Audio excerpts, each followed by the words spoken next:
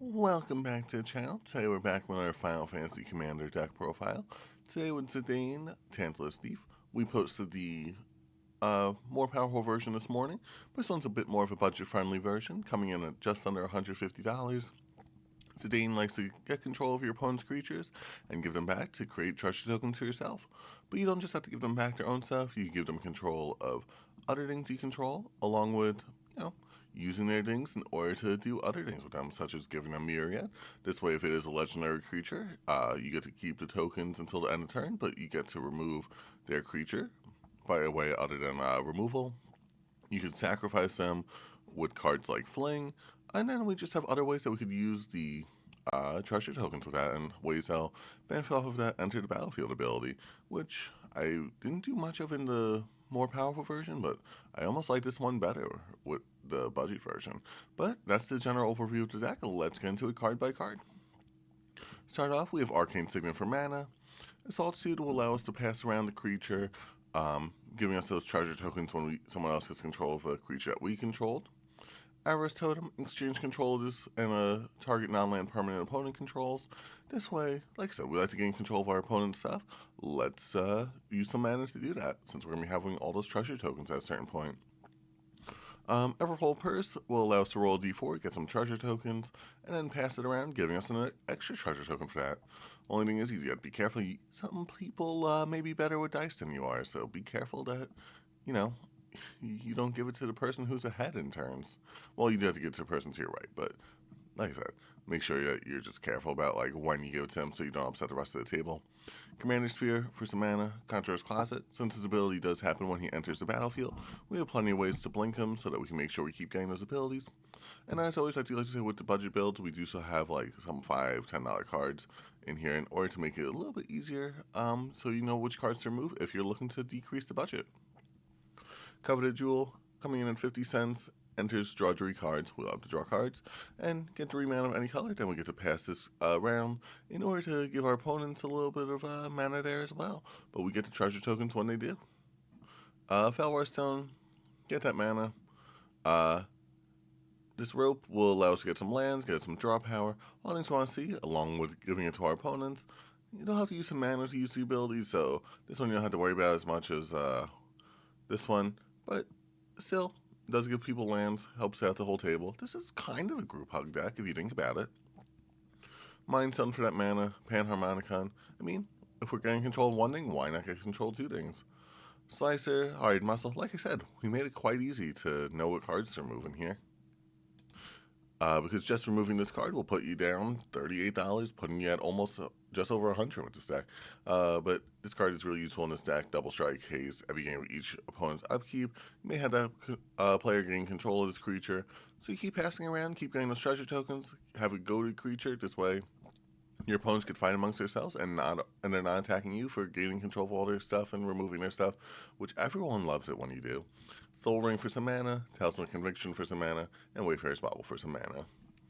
On to the creatures, we have a Crow and Horse. We give control of this to our opponent, giving us that treasure token, and then every upkeep we get some soldier tokens while we're at it. Yeah, love to see it. Helps out the whole table except for that one person.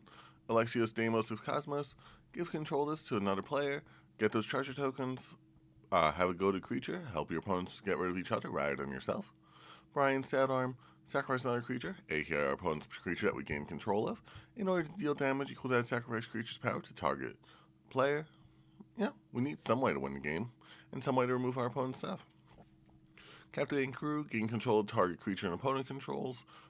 Like I said, we like to gain control of our opponent's stuff, so there's going to be plenty of things in the stack that do that. This one you do have to pay mana for, and most of them are enter the battlefield abilities. Charming Prince, exile another target creature, probably Zidane, in order to get their enter the battlefield abilities again. Yeah, I did Captivating Crew.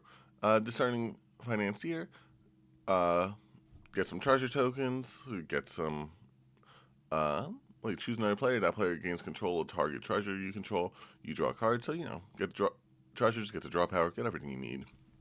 Duke Holder of Raven Guard. Like I said, we like a little bit of Myriad in this deck, because say if our opponent's running Zidane, we could make 2 more copies of their Zidane. It'd make it sacrifice at the end of combat, but we get to enter the battlefield abilities again, along with getting to remove the main copy of the creature, which is nice because of legend rule on that. Filborg Flutist, getting control of a target creature, gains haste, gains Myriad, get rid of the main copy, and then I believe it's also Goat something. Nope, thinking of something else. Flicker Wisp, like I said, we want plenty of ways to blink Zidane to keep getting control of other things. Goblin Cadets, pass it around the table anytime it blocks or attacks. So, yeah, it just prevents a little bit of damage. Humble Defector, draw 2 cards, pass it around, a little bit of Group Hug. Iron Will Forger, there's that Myriad again, like I explained with Duke Holder. That's why we want to get that Myriad in this deck. Now to White Orchid, we are in Boros, so we're going to need some ways to get some mana onto the battlefield. Solemn Simulacrum, since we do have some Myriad, since we have plenty of blinking in this deck, this is also a really good source of mana in this deck, same thing with Knight of the White Orchid. Steelskin Moogle Merchant, this is a $10 card right now, this is one I expect to go down. So this will definitely decrease the budget a bit.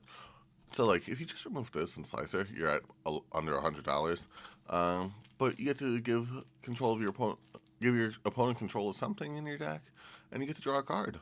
We get that treasure token off that, allowing us to cast whatever we copied.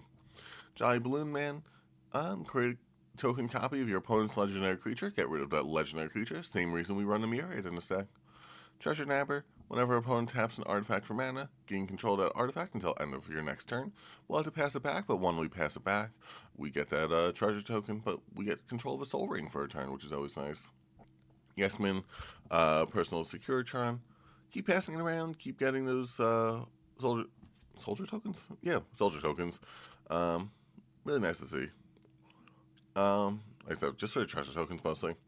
Zealous Conscripts, whenever this creature enters, aka another creature we want to blink a whole bunch, untap target permanent, gains haste until end of turn, once you gain control of it.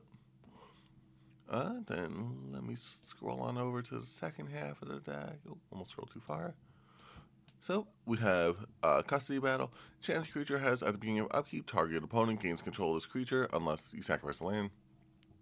So we'll give control of something we don't really necessarily care about having on our battlefield to our opponent, and then make them make the choice of giving it back or sacrificing a land, but we get the treasure token in the meantime. Frenzied Fuge enters the battlefield at the beginning of your upkeep, gain control of enchanted permanent, untap that permanent, and gain its haste. You only get control of it until end of turn, so you're going to get that treasure token by giving it back. Legion Loyalty, once again, we love the Myriad. We love getting rid of our opponent's stuff through sources other than removal, so we get rid of those indestructible. We don't really have many ways to gain control of hexproof creatures, just because most things in this deck target. There are a few that do say like all creatures your opponents control, so it gets around the hexproof indestructible ones, but this one at least gets around the indestructibleness. Rain of Riches, we're going to be having plenty of treasure tokens, so let's benefit off those a little bit by getting some Cascade out of there. The more powerful version of this deck does make more use of the treasure tokens than it does the blink, so that is the main focus of that one, versus this one being most of the blink than it is the treasure tokens. On to the instance, we have Acrobatic Maneuver, blink a creature, draw a card.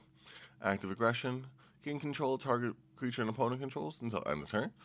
It's only 3 mana because we could pay 4 life normally. Untap that creature, gains haste. Chaos Warp, removal, Cloud Shift for a blink, Ephemerate for that blink, Flicker for that blink, Fling, same thing with Brian Sandorm. We're going to need some way to win the game, some way to remove our opponent's stuff. So let's sacrifice their creature now that we had control of it in order to draw it right at their face. Generous Gift for that removal. Getaway Glamour. It's a blink spell, but it could also be a little bit of a removal spell there. Justicar's Portal. Exile target creature you control, then return. Once again, it's another blink. It also gains first strike though. Standing with Parting Guest. It gets +1/+1 counters. Path to Exile. Removal. Scroll Shift. Exile up to 1 target artifact and bring it back, aka blink and draw a card. Slip on the Ring. Blink creature. Ring Tempsia. I don't even remember the abilities of the ring. Swords of Plowshare for that removal. As always, we go through lands last. Active Treason. Gain control of target creature opponent controls. Yeah, we may as well. Right? We like doing it. Call for Aid. Gain control of all creatures target opponent controls. There we go. Getting around the hexproof. Getting around that ward.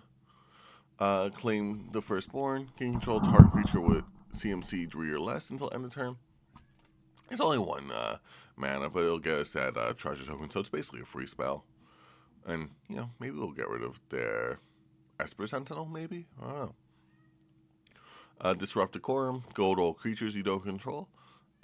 Normally when you gain control of your opponent's stuff and are removing a whole bunch of their stuff, people tend not to be too happy. So let's goad their stuff so that we could, have them focus on something else. Furnace Realm, gain control of target creature. Love to see it. Oh, and you also get some treasure tokens off that. Harmless Offering, target opponent gains control, target permanent you control. I mean, we may as well hand something that we don't want, like something that we just gain control of, over to someone else. Insurrection, untap all creatures, gain control of them, making our opponents all unblockable. Normally this will be a game ender there. So while it is $10, I would say this is like must include. Involuntary Employment for that gaining control. Mass Mutiny for each opponent gaining control up to one target creature, so that's many creatures that we're gaining control of. Mob Rule, gain control of all creatures with power 3 or less, or 4 or greater, depending on what we need at the time. Normally it's going to be the 4 or greater. Price of Loyalty, gain control of target creature until end of turn. Untap that creature, gets +2/+0. And if mana was from a treasure token, which we're going to be having plenty of treasure tokens in the stack with how many cards we're passing around. And then Seize Spotlight, you're either getting draw power and treasure tokens, or you're gaining control of creatures, both of which we'd love to see in this deck. But that's the deck. Make sure you like, comment, subscribe so you can stay tuned for future videos. As always, I just scroll through the lands here at the end. But thanks so much for watching. Hope you stay tuned for the next one.